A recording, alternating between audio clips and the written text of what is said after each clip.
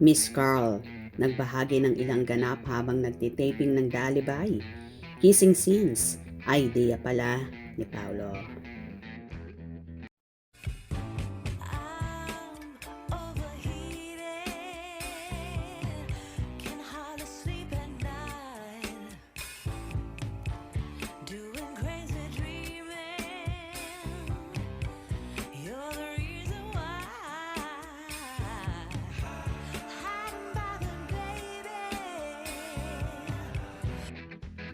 Maraming ang ibinulgar si Miss Carlina de la Merced sa ilang ganap at sakripisyo ng mga cast ng The Alibay series ni na Kim Chiu at Paolo Avellino, kung saan ang actor pala ang may idea na dapat ay magkaroon sila ng kissing scenes ni Kimi sa part na yon, na in fairness naman maganda at makatotohanan ang kinilabasan.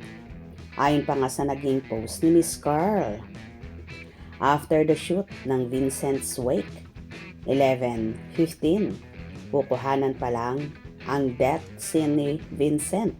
Nauna ang wake. Picture number 1, pagod na pagod sila. Pero grabe, deserve talaga nila ang masigabong palakpakan.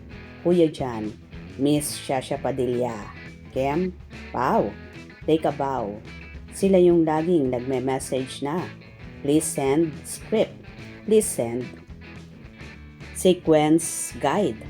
Aaralin ko na yung mga taping bukas. Binibigyan nila talaga ng time para basahin, intindihin at aralin ang bawat eksena. Kaya pag taping na, sabihin mo lang sequence. Alam na nila, nakakamiss po kayo.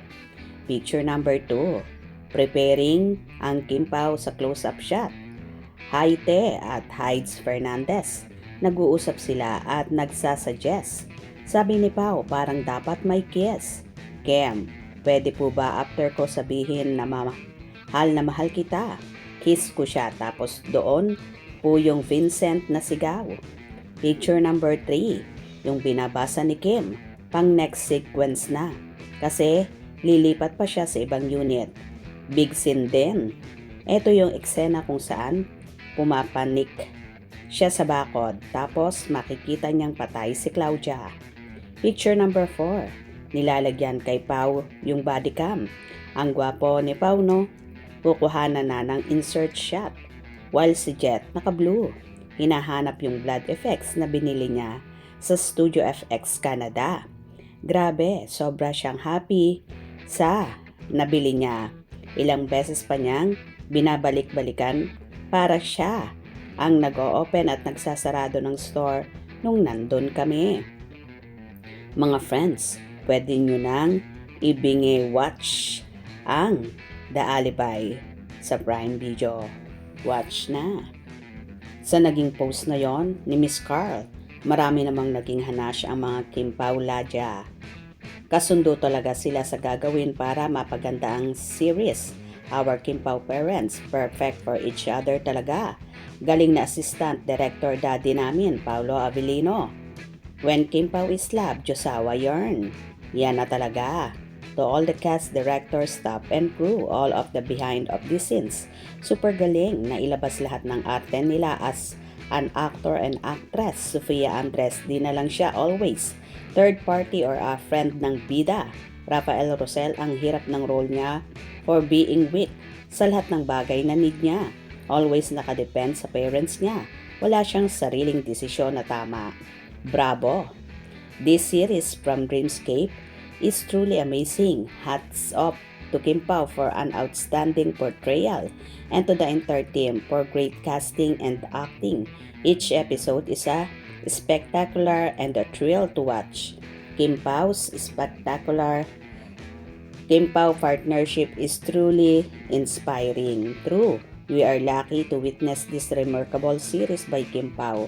Perfect lahat ng mga scenes nila, sobrang galing namang cast, producer, director at higit sa mag-couple na Kim Pao, sobrang galing best actor and best actress, pang award winning talaga silang lahat.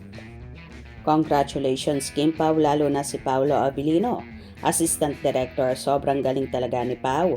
Pwede nang magtayo ng sariling studio na siya magdidirect.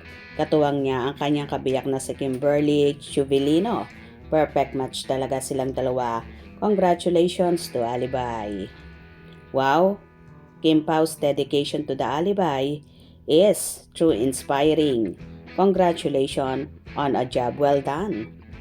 Rooting for Hakot Award soon. Talagang binigay nila lahat ng pwede nilang magawa para sa series na ito.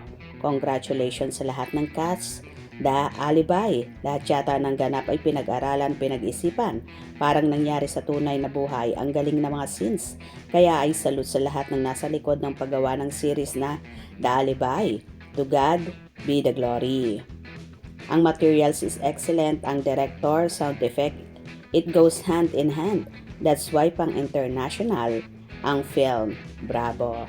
O di ba? Marami talaga. Ang tuwang-tuwa na kahit nga si Miss Carr ay talaga namang